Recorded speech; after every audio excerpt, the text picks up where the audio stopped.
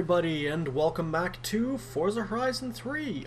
I am here with the Datsun 510, and we are going to be taking this down our rallycross course. Now, I kind of chose this car because some of the cars we've been running have been more suited to this course. Now, we have the Jeep Renegade in second place. That was extremely suited to this. We ran the Renault Alpine and the Rally Raid Ford. They were quite well suited to this course. We did run the Ford Falcon, which I didn't expect to go as quickly as it did, but I kind of wanted to stick with a bit of the older theme. We did run a few older cars, but the Datsun is something that, I don't know, I think it could go relatively quick. It could be one of those cars that are surprising. My goodness, that kind of looks hideous. We would get some nice, lovely wide tires, I think, with that, though. So I'm probably going to go with that. Actually, that puts us up to the top of A class. You know what? I might not do that where that puts us to the top of A class. I might just go through and do all of this. Can we just get... Does that give us wider tires, I wonder? It looks like it might. I'm going to test a theory, because I want to make sure before I just buy that. I'm going to see what tire widths we can get on this. 225s and 245s. Alright. I'm just testing to see if actually making the body kit wider gives it wider tire width options. And it does indeed. So we had two 2.5s on the front, we now have two 5.5s, and we will have two 7.5s on the rear. So not too bad. I would like a little bit wider tires, but it's a lot better than the standard car, so we will have that bit of extra grip. I will throw on the Rally compound tires. One good thing about this car starting off in D class is it gives us lots of room to put upgrades on the car. I will be making it all-wheel drive. We may have to do an engine swap. I'm not 100% sure.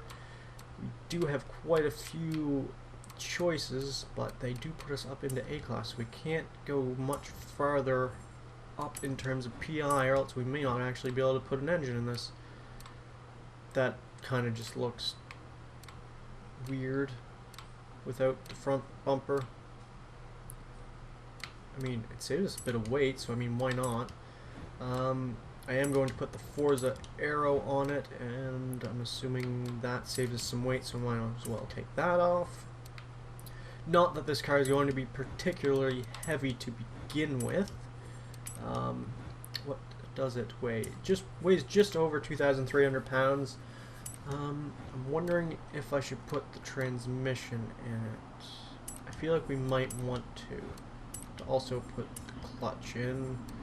Let's get the handling parts on. I doubt that we'll get the standard engine to the top of A class because we haven't even breached B class yet.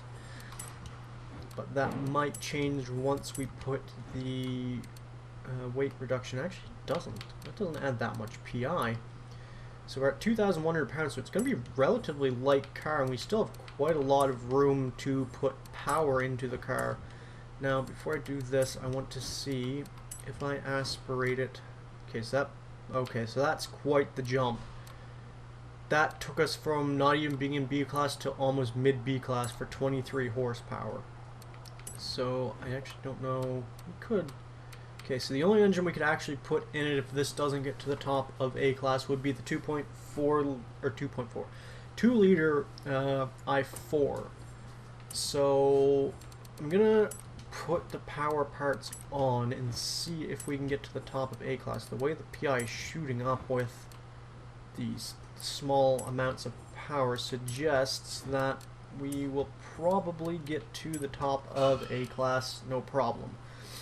Yeah, that put us up drastically. Air filter. I'm just trying to put on all the bits that might save us a bit of weight too, even though, like I said, we don't really need to be saving any weight. 1 PI left. Of course, we're not going to get that on. We'll probably get a flywheel. We will get 2 stages of flywheel. So yeah, it's an extremely light car. I'm just going to check. Did I put the drive line on? No, I didn't, but I can't get it on anyways. It's not extremely powerful. Not even 300 horsepower, which I think is actually one of the, I think it's the least powerful car that we've actually had in this series. Just trying to think what else might have been. I know the Sylvia that we were in at last time wasn't extremely powerful, but I'm pretty sure that had over 300 horsepower. I think it had around 400 horsepower in it. But yeah, it's only 279 horsepower. Now I say that, that's still a decent amount of horsepower considering the car only weighs just over 2,000 pounds. So yeah, we will take it to the North Plains Scramble circuit to see how it fares.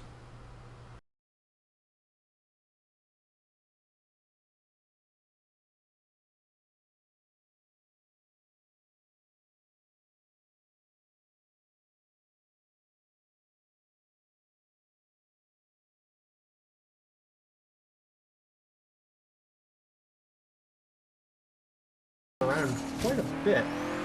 Now that does slightly worry me for our biggest of the jumps, jumping into the water. I feel like this car may struggle around there. Acceleration wise, it's not bad. Like I said, the power to weight ratio is pretty impressive with this car.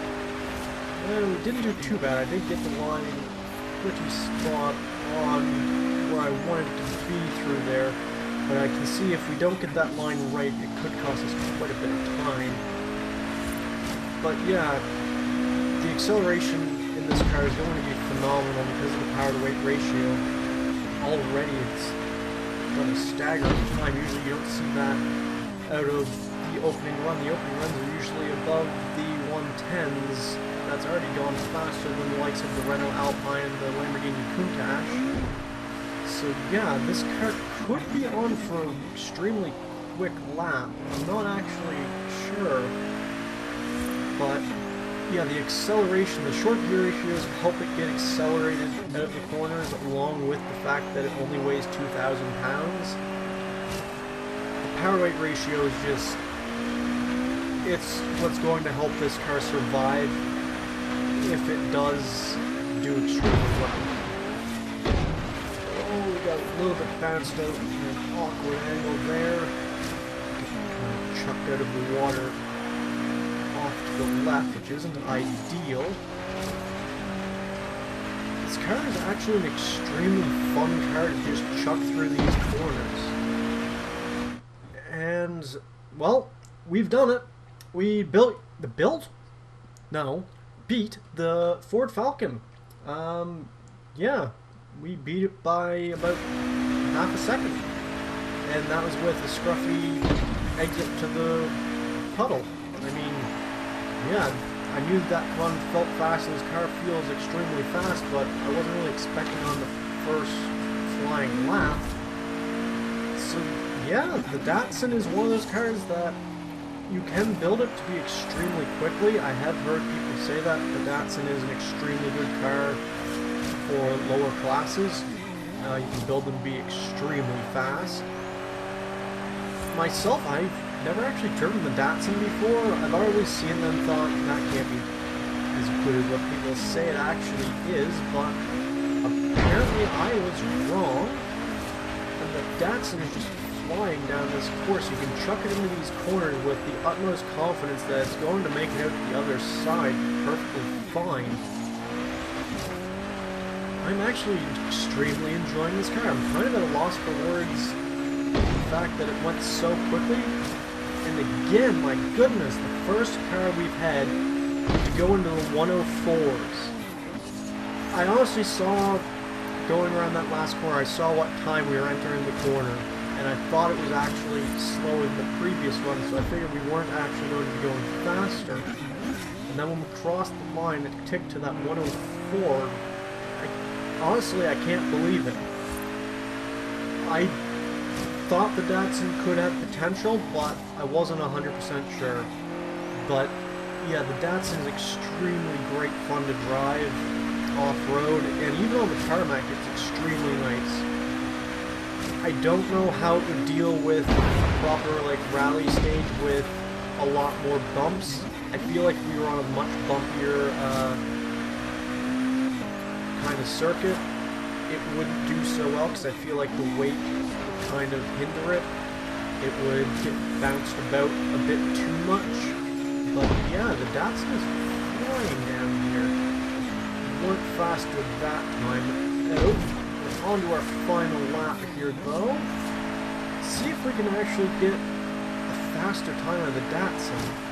Like, you don't have to brake there at all for that chicane. You just kind of turn in, straight line it, and then, yeah, you're good.